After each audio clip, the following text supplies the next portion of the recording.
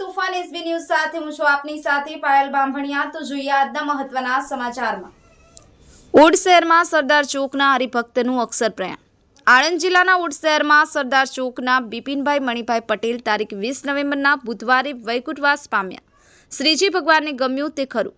પરમ કૃપાળુ પરમાત્મા તેમના સદગત આત્માની શાંતિ આપે। તેમની અચાનક વિદાયથી તેમના પરિવાર, સગા સંબંધીઓ, મિત્રો તથા સ્વામિનારાયણ સત્સંગી ભાઈ બહેનો પર આવી પડેલ દુઃખ સહન કરવાની પરમાત્મા શક્તિ આપે તેવી પ્રાર્થના। બિપિનભાઈ દરેક સેવાકીય પ્રવૃત્તિઓમાં અગ્રેસર રહેતા। દરેક ધાર્મિક પ્રસંગોનું તેઓ સંચાલન કરતા। સ્વામિનારાયણ સંસ્થાએ એક હરિભક્ત ગુમાવ્યાનું દુઃખ છે તેવું સ્વામિનારાયણ સંસ્થા, નાગેશ્વર મહાદેવ, અંબાજી મંદિર, જલારામ મંદિર, રામનાથ મહાદેવ દરેક મંદિરોમાં તેઓ ખૂબ સેવા આપતા હતા। ઓડ તેમજ આજુબાજુના ગામોના પ્રિય બિપિનભાઈ તેમના મિલનસાર સ્વભાવથી જાણીતા હતા।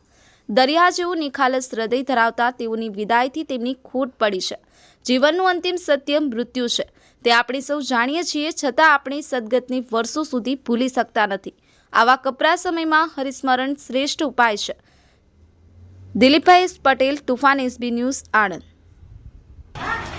ઓડ ગામના સરદાર ચોકના નિવાસી બિપિનભાઈ મણિભાઈ પટેલ અક્ષરધામ પામ્યા છે। તેઓ સેવાકીય પ્રવૃત્તિમાં અગ્રેસર હતા તથા દરેક ધાર્મિક પ્રસંગોમાં પણ સંચાલન કરતા હતા। તેઓ અમારા કાકાની વિદાય તે અમારાથી સહન કરી શકાય તેમ નથી। તેમની અમે દુઃખની લાગણી અનુભવીએ છીએ। પરમ કૃપાળુ પરમાત્મા તેમના દિવ્ય આત્માને પરમ શાંતિ આપે એવી અમારી સૌની ઈચ્છા છે। જય સ્વામિનારાયણ।